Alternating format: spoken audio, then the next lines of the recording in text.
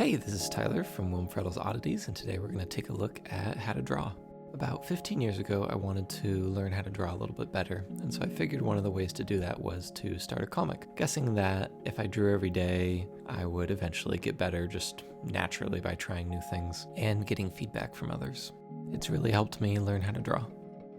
Let's take a pen and a piece of paper. Let's draw Wilfred from the comic Gravely.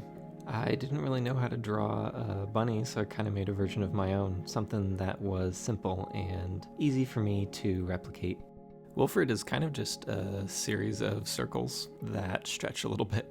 I really like his cute skull mask, and it just feels like it fits my style. I think an important thing to focus on when trying to draw is how are you going to express yourself, or how are you feeling? What details do you want to add in? Things that are meaningful. And then how does that kind of make up your style? Something that you might find over time. What shapes are you going to use? In this case, a lot of circles. What's your color palette? What are you going to use to fill in a lot of your drawing? Are you going to be drawing creatures or plants? Maybe some structures and buildings?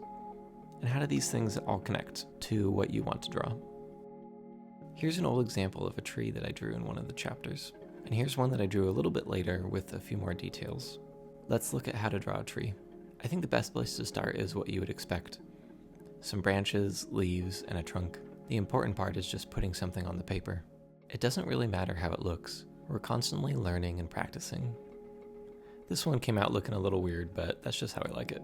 A few things that will enhance the drawing could be texture, light, shadow. And when you add some of these elements in, you can see how the drawing goes from looking mostly 2D to having a little bit of perspective to it. With all of these combined, you can create something that maybe brings out the vision you have in your mind.